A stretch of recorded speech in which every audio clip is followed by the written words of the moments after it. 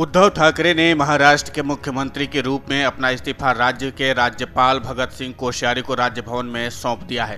हालांकि अभी वो कार्यवाहक सीएम बने रहेंगे। वहीं शिवसेना सांसद संजय राउत ने बुधवार को कहा कि महाराष्ट्र ने उद्धव ठाकरे के रूप में एक समझदार और सभ्य मुख्यमंत्री खो दिया है, जिन्होंने शालीनता से पद छोड़ दिया है। संजय राउत ने कहा कि कांग्रेस नेता हमेशा सरकार के साथ रहे। उन्होंने कहा कि सत्ता आती जाती है और यहाँ कोई भी स्थायी रूप से सत्ता में रहने के लिए नहीं है। आगे यह भी कहा कि न्याय अवश्य होगा। राउत ने कहा कि अग्नि परीक्षा का समय है, ये दिन जल्दी ही बीत जाएंगे। संजय राउत ने कहा कि ठाकरे जिम्मेदारी से भागने वाले नहीं हैं और वो अंत तक लड़ेंगे। उन्होंने कहा कि शिवसेना फिर से उठेगी और एक शिव सैनिक फिर से मुख्यमंत्री बनेगा। उन्होंने कहा कि उद्धव ठाकरे हमारे नेता हैं और वो अंत तक लड़ेंगे। राउत ने भाजपा का नाम लिए बिना कहा कि जो सत्ता हथियाना चाहते हैं वो ऐसा कर सकते हैं, लेकिन भविष्य शिवसेना का होगा। उन्होंने कहा कि वो शिवसेना के संस्थापक बाल साहब ठाकरे की विरासत को आगे बढ़ाएंगे और जेल जाने को तैयार हैं। साथ ही कहा कि देशद्रोहियों का अंत कभी अच्छा नहीं होता और इतिहास इसे साबित करेगा। यह सब शिवसेना की भारी जीत की शुरुआत है। हम डंडे का सामना करेंगे, जेल जाएंगे, लेकिन बाला साहब ठाकरे की शिवसेना को जिंदा रखेंगे। एक कैबिनेट बैठक की अध्यक्षता करते हुए सुप्रीम कोर्ट फ्लोर टेस्ट को चुनौती देने वाली शिवसेना की याचिका पर सुनवाई कर रहा था।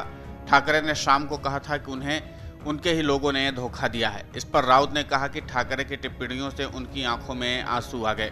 हालांकि संजय राउत की इस प्रतिक्रिया के बाद कांग्रेस नेता गौरव गोगोई ने ट्वीट करते हुए लिखा कि राहुल गांधी ने जो कहा था, कांग्रेस जैसा विपक्षी दल न सिर्फ सत्ताधारी दल से लड़ रहा है, बल्कि भारतीय संस्थाओं, न्यायपालिकाओं, राज्यपालों, media, ED, CBI, income tax, चुनाव आयोग, बिग टेक से भी लड़ रहा है।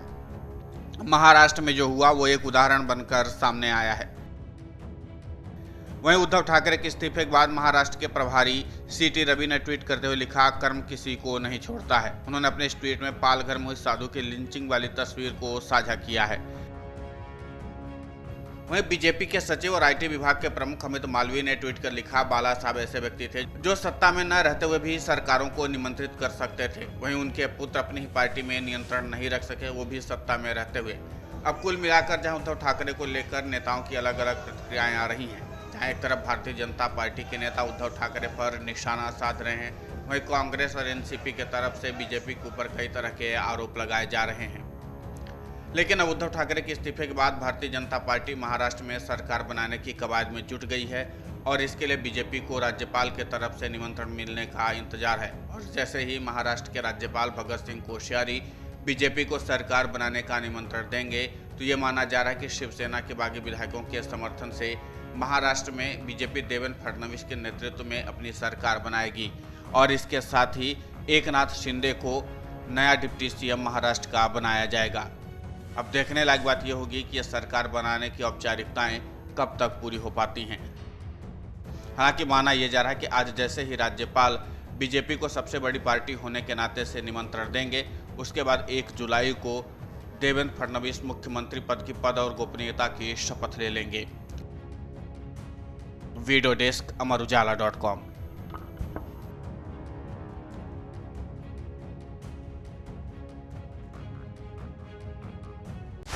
डाउनलोड करें अमर उजाला ऐप और पाएं खबरें लगातार।